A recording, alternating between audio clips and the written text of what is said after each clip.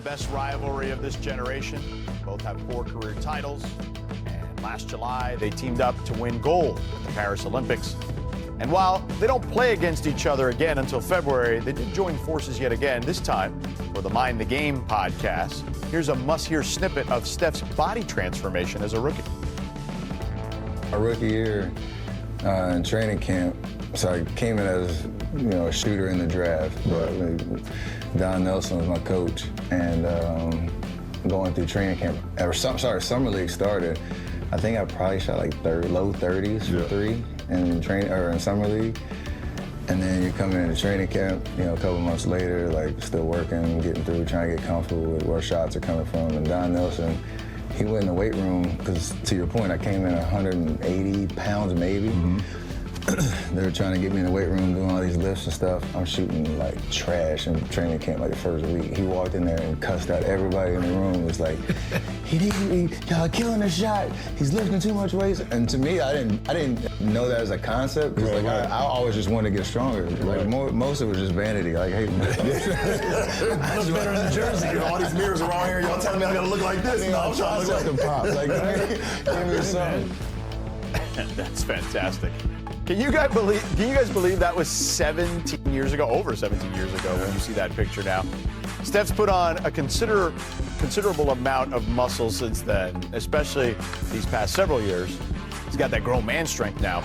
And that's evident in these media day photos, as we've been referring to, from his rookie campaign compared to now. 2 guys who have been there to witness Steph's development are David and Mark. David, I think I might have heard you went to school with him or something like that. I don't know, who knows. But anyway, how has he been able to keep this level of brilliance for so long, even after adding more muscle, when Don Nelson was cursing people out? Well, yeah, I don't like to talk about the fact that Steph and I went to Davidson. It's a very private thing, but I mention every once in a while if I have to. First of all, when I see LeBron and Steph together, I do actually think back to 2008, my senior year, March Madness. We were in Detroit. It was Sweet 16 or Elite 8, one of those 2 games. And LeBron had come into the arena because he wanted to see Steph. And I remember thinking at the time, that's really cool. LeBron James knows who Steph Curry is. That's probably the highlight of Steph Curry's life. Now they are the greatest rivalry in basketball. And so to see those guys sit at the table, that stuff never quite gets old. And when you look at these videos, and you look at what we have now, Steph Curry, one of the things that we need to talk about him is that he is one of the guys who has improved as a basketball player as much as anybody from when they got into the league towards the twilight of their career. The ball handling has gotten better. The shooting has gotten better. The finishing around the rim has gotten better. The passing has gotten better. Whenever there was a deficiency in this dude, he made it better. That is how you have longevity. And part of it starts in that moment in that locker room when they're learning how to weight train and what to do. And Don Nelson starts that. But all of these years, it's about a guy getting better every single year, and that's how you get to this point. You know what else got better, David? That goatee of yours got way better over time than it did look in those pictures right there. Mark, what would you like to add about this? I remember when he had them bad ankles, man. Yeah. And the Bay Area fans kind of turned on him and were really upset when Monte Ellis got moved in favor for Steph. And Nike let him go. Like, there was a lot of concern about him and his durability. You never hear about those, knock on wood, ankle issues anymore, or things about his strength or him being brittle. He's turned to, I believe, the greatest athlete that Bay Area sports has ever seen, which is Barry Bonds? Barry Bonds. Wow. He got championships. Yeah. He's got swag, and he's got old ladies wearing Steph jerseys all over the Bay. All right, well, let's pivot over to the current day Dubs, as they've dropped 2 straight to the Giannis-less Bucks and gave the Pacers their first win of the season on Friday night. The Warriors are now 4-3 on the season, losing all those games outside of the state of California. And they host the Suns tonight before heading back on the road for 8 of their next 9 games. Let's welcome in Anthony Slater now, who covers the Warriors for us. What can you say about this current stretch of Warriors basketball? Steve Kerr was extremely frustrated the other night in Indianapolis. He'd given the team the day off the day before, no shoot-around morning of, and he expected like a focused, urgent version of the Warriors, and he got in a very unfocused version. The reminder he sent post-game is, yeah, sure, they're only 7 games into the season, But, oftentimes in the West lately, 2 games separate the 3rd and the, 8th seed, basically, by the time the playoffs come around. So they cannot just give away 2 games no matter the time of the calendar. And if you look at what happened in Indianapolis, you can kind of blame Steph Curry. Part of his, the remarkable nature of what you guys are talking about is his consistency. That was about as bad a regular season game from Steph Curry as I can remember. 8 of 23 shooting, minus 21, 5 turnovers.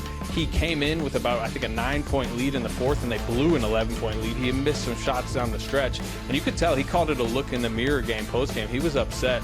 Walking out of the press conference with him and just knowing Steph Curry, I expect tonight against Phoenix and tomorrow against Sac, knowing how important it is to get before the road stretch you mentioned, I expect him to be very focused and very aggressive. Yeah, and look, going into the season, Steve Kerr and company felt like they had a really deep team. That, I remember him telling us, well, this year we're going to try to figure out like the 10th or 11th man. Last year we had like 6 decisions to make. So anyway, Anthony, thank you so much for the Look at this. Only 2 players last season averaged 20 points, 5 assists on 40% three-point shooting. Nikola Jokic and Darius Garland, he is set to return as soon as Wednesday. Yeah, we saw those numbers with and without, certainly. Shams, you're the man. Appreciate you. Thank you as always.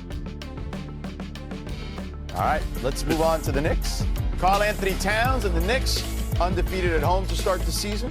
Hosted the Wizards last night. There's Cat. Towns went for 33 points on 50% shooting in this one, both season highs. That's after he averaged 18 a game on 38% shooting in his first 6 games. Here's head coach Mike Brown on Cat's big night. I appreciate that, coach, because he's on my fantasy team. So anyway, Knicks 4-0 at home to start the season, but 0-3 on the road under Mike Brown. David, what does the best version of this team look like? It's the version where Karl Anthony Towns is aggressive. One thing that Mike Brown is going to do is he's going to see a mismatch, and he's going to tell his player to go there and attack that mismatch. And last night, he said, Karl Anthony Towns, go make Alex Sarr food. I want to go to that play in the second quarter that we showed. This is the Karl Anthony Towns that we need throughout the rest of the season. Not the Karl Anthony Towns that put up 8 points against Giannis. He needs to see every defender and think that they have an Alex Sarr jersey for the rest of this season, because where he goes is where the team goes as much as Jalen Brunson. I want him around the basket. I want him less around the three-point line. Last night, he 24 attempts, a third were from 3. We didn't show the first 3 attempts were all 3-pointers. I think he just becomes so reliant on there. I know he's described himself as the best shooting big out there. But as you could see, the dominance of him around the basket, similar like how we've talked about Victor a little bit here. When he's close there, you could see how good he could be. Oh, yeah.